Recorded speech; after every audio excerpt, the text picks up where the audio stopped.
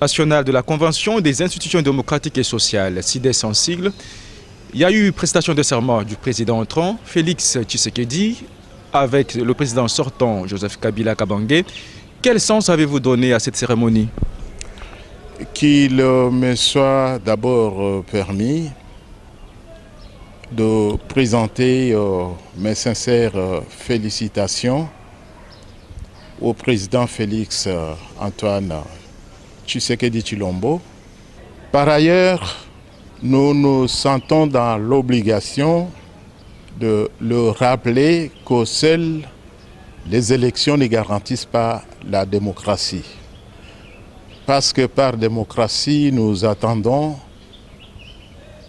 le respect des lois de la République. Et ces lois sont plus ou moins respectées dans une société où il y a la quantité suffisante de biens et de services par rapport aux besoins de la population.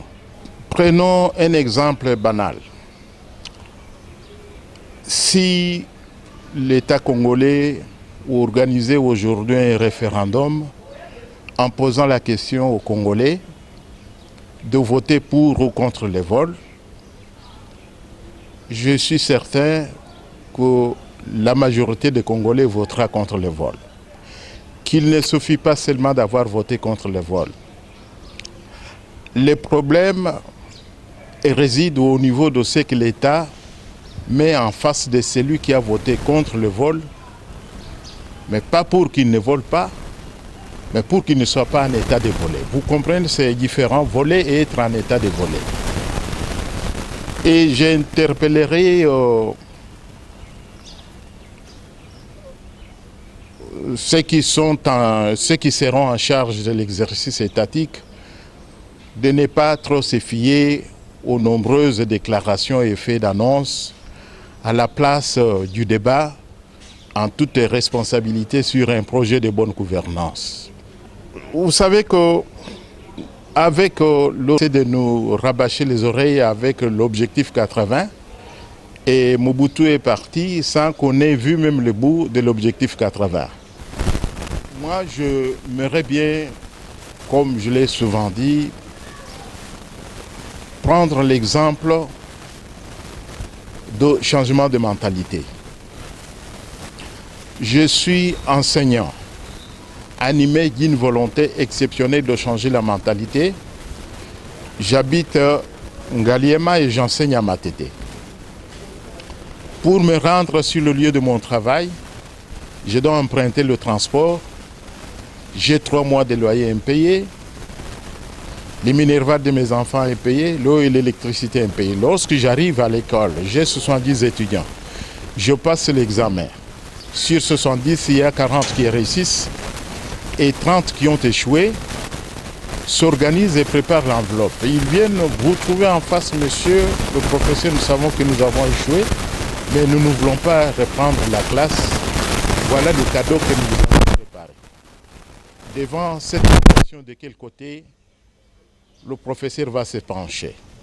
Ce que je dis pour le professeur, je peux le dire pour un fonctionnaire, un huissier par exemple.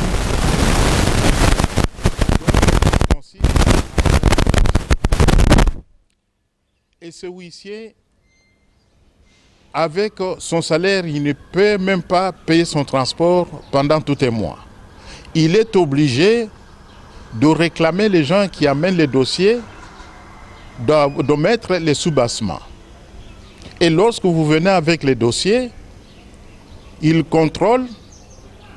S'il ne voit qu'il n'y a rien dans le dossier, il vous pose la question, il dit, mais tata, yo koyakana dossier bulumbu boy.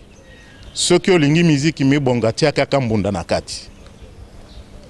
Vous comprendrez que c'est grâce à ce bakshish ou sous-bassement que le huissier paye le transport, paye le minerval de ses enfants, paye le loyer et paye la nourriture. Et vous allez demander à ce huissier de changer la mentalité. Par quel miracle? Et qu'est-ce qu'il va manger? Il va manger le vent. D'où j'ai souvent dit qu'aux questions actuelles, et à ce jour, il semblerait que nous importons plus que nous ne vendions à l'extérieur. Et la monnaie ne peut être stable que lorsque nous avons le réserve de devises en bonne quantité. Lorsque on est ces choses, lorsque le pays ne vend presque rien à l'extérieur, ne fait qu'importer, à ce moment-là, notre monnaie ne peut pas avoir la valeur. Alors, je rappelle que vous êtes le président national de la Convention des institutions démocratiques et sociales. Je crois que sans stabilité économique, il n'y aura pas la paix durable. Je crois que la question que vous devriez me poser consisterait à savoir comment faire pour rétablir les équilibres économiquement rompus. À cette question, je vous dirais que notre pays a besoin de deux capitaux, le capital humain et le capital financier. Du point de vue capital humain, nous sommes estimés à presque 90 millions. C'est que le problème ne se pose pas. L'État a seulement le devoir de favoriser la formation de la main-d'œuvre et surtout la spécialiser. Du point de vue capital financier, l'État a deux possibilités. Ou il autofinance la reconstruction du pays, ou il fait recours à la communauté financière internationale. Du point de vue de l'autofinancement, la réponse est certes non. Pourquoi? Parce que par l'autofinancement, j'entends le prélèvement d'une partie de ses avoirs personnels, c'est-à-dire l'épargne. Avant d'épargner, il faut avoir produit et commercialisé. Lorsqu'on produit, on commercialise, on réalise le bénéfice dont on dépense une partie et une partie on épargne pour faire face à ces dépenses dans les jours à venir sans pour autant faire recours à un emprunt extérieur. Mais la question qui demeure est celle-ci. Qu'est-ce que le Congo produit à ce jour? Et qu'est-ce que le Congo a vendu pour réaliser les bénéfices? Étant donné que le pays ne produit presque rien, ne vend presque rien à l'extérieur, la seule possibilité qui nous reste, c'est celle de faire recours à la communauté financière internationale, tout en renforçant les contrôles de l'affectation des capitaux mobilisés vers le réaménagement des facteurs de la production, c'est-à-dire la création de nombreux emplois, et donner des salaires décents aux travailleurs pour la meilleure consommation.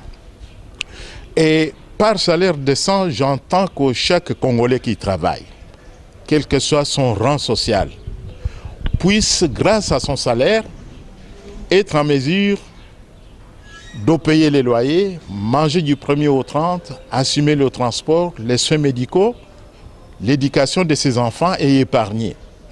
Le Congolais qui, grâce à son salaire, a rempli ces 6 conditions que je viens de vous citer, payera l'impôt à l'État. Savez-vous au moins que la première source du revenu de l'État vient de taxes et d'impôts? Nous sommes estimés à 90 millions. S'il arrivait qu'il y ait non plus que 50 millions de Congolais qui travaillent avec un SMIC de 500 $, sur lequel l'État retiendra 50 $ à la fin de chaque mois comme impôt. Prenons 50 $ d'impôts retenus par l'État, multiplions par 50 millions de Congolais qui travaillent. L'État aura dans sa caisse 2,5 milliards chaque mois d'impôts seulement sur la masse salariale. On prend 2,5 milliards, on multiplie par 12 mois, l'État aura dans sa caisse 30 milliards d'impôts seulement sur la masse salariale. Et lorsqu'on y ajoute d'autres services d'impôts, c'est-à-dire des GEM, DGI, DGRAD, douane et d'autres services connexes d'impôts, le budget du gouvernement congolais, je l'estime autour de 60 à 70 milliards. Voyez-vous que l'État, qui a plus d'argent dans la caisse grâce aux taxes et impôts, peut réaliser les grands travaux publics en construisant des routes, des ponts, et des écoles, des hôpitaux et des prisons. L'État qui a plus d'argent grâce aux impôts, il peut asphalter nos rues. Et l'État qui a plus d'argent grâce aux impôts peut non seulement réorganiser et équiper les services de renseignement. Les services de renseignement ne doivent pas seulement être là parce qu'on a critiqué le président pour aller arrêter les gens. Les services de renseignement sont les socles de la stabilité économique, sécuritaire et sociale. Dans les services de renseignement, on doit avoir tous les départements qui relèvent de ce que vivent les Congolais quotidiennement. L'agriculture, l'enseignement, l'élevage.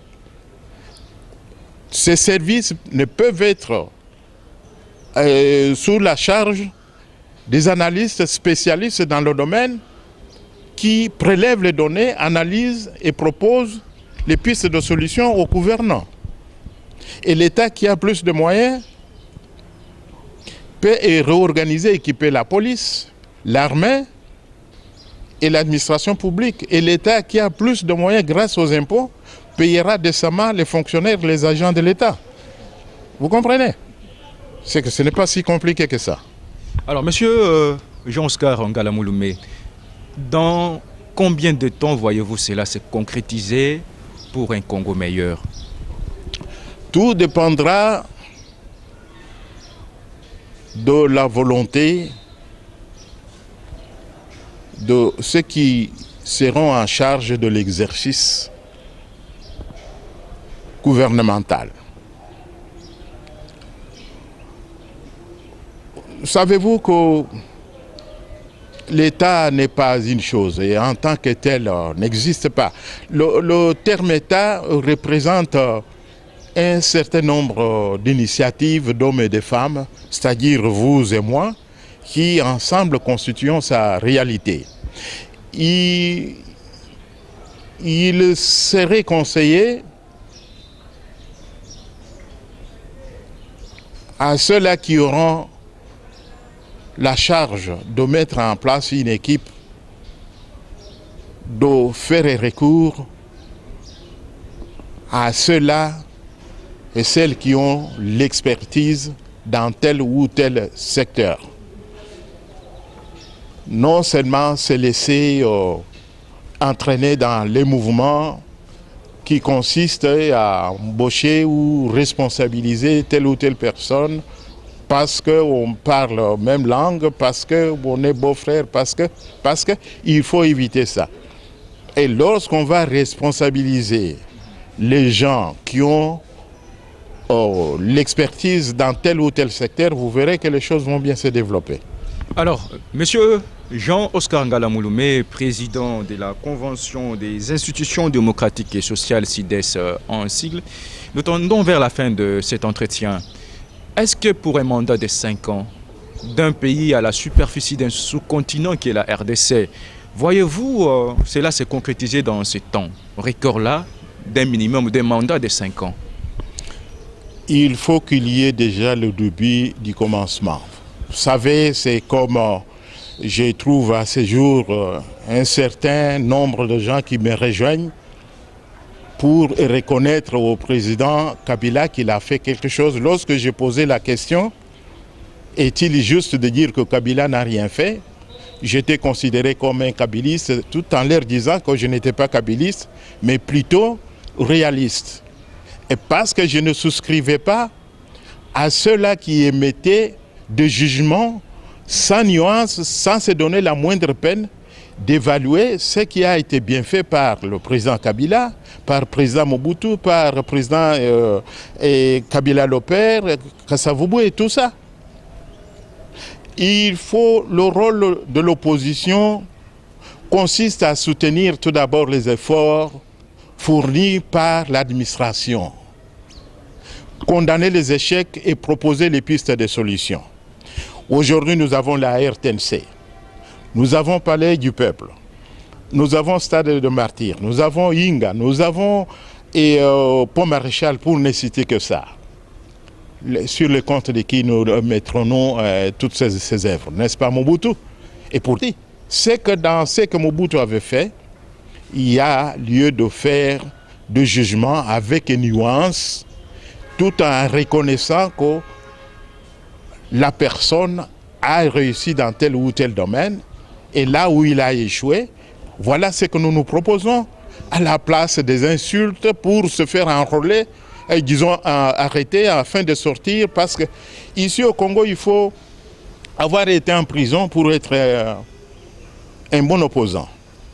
Et pourtant, ce n'est pas ça l'opposition. C'est qu'il y a un travail à faire, un travail qui n'est pas facile et qui consiste à se pencher sur le rétablissement des équilibres économiquement rompus. Le problème du Congo est avant tout économique que politique. Il y a qu'au Congo, on trouve les musiciens, les artistes qui cherchent à devenir députés. Vous comprenez? C'est que... Alors, monsieur Jean-Oscar Ngala Mouloumé, nous tendons vers la fin de ce magazine. Vous êtes président de la Convention des institutions démocratiques et sociales CIDES. Vous êtes de l'opposition. En conclusion, avant de nous séparer d'avec vous, un mot de la fin. Je souhaiterais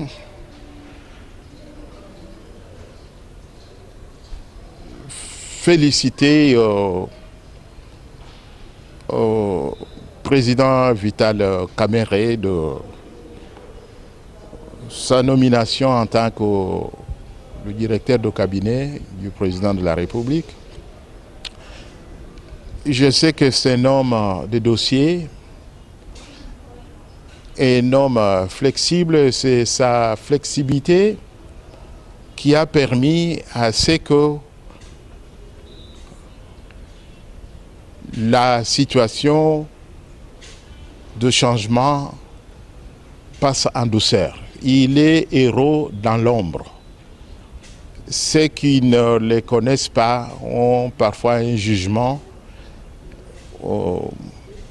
désagréable sur sa personne, mais en ce qui me concerne, je trouve que c'est un bon choix de la part du président de la République. Et je voudrais aussi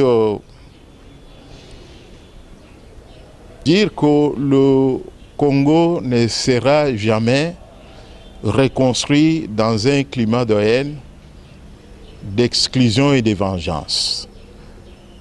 Parce que les formes devant revêtir les bonnes relations entre toutes les filles et fils du pays sont à la portée de ceux-là qui y souscrivent et pensent en ce sens. D'où je fais appel au président, qui est le frère du président Félix,